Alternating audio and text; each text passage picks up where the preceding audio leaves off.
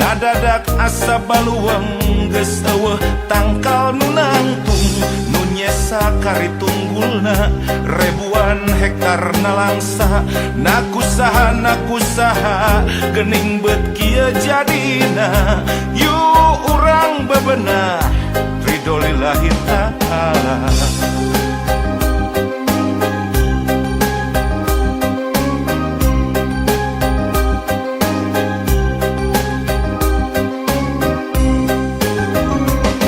Motoran ka gunung-gunung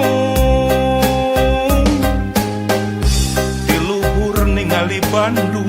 meuni geus seurin ku tangtung suhunan imah geus dugdeg di luhurna haseup mulet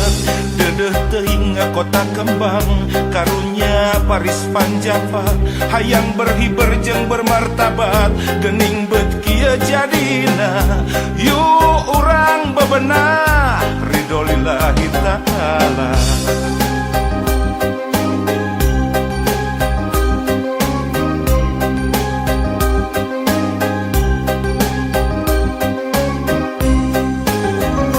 Momotoran ka sisi laut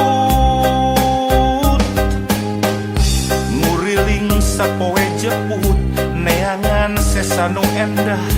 pasir pacampur jeung runtah biwir pantai pinuh ku jongko bari jeung rada teu betah markir motor terus ngalamun nah hanya ari manusia ngagalaksak abong sampurna yuk urang bebenah ridho lillahi ta'ala.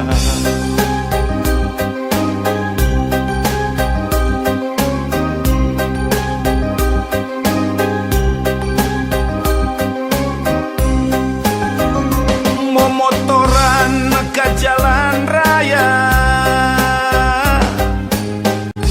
meuni geus eueuh nikmatna polusi kabina-bina angkutan umum pabelit jumlahna geus loba teuing anu mere izin trayek sigana ngan ngitung proyek kota asa jadi poek matak eungap matak bengek yuk urang bebenah ridho lillahi ta'ala.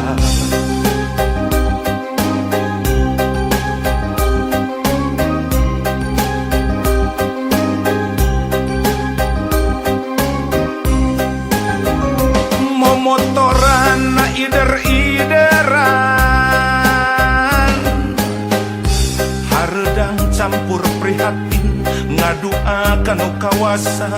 mugia enjing pageto aya pamimpin nu nyaah ka leuweung jeung gunung nyaah ka laut jeung kota ulah mung ka kulawarga sareng ka golonganana sok geura istighfar munajat kanu kawasa. Mugia wae diijabah margi upami teras-terasan diantep bah rupina bakal hancur da Gusti mah pan moal jalir jang kami moal ngarubah nasib hiji bangsa lamun eta bangsa teu ikhtiar pikeun ngarubah nasibna sorangan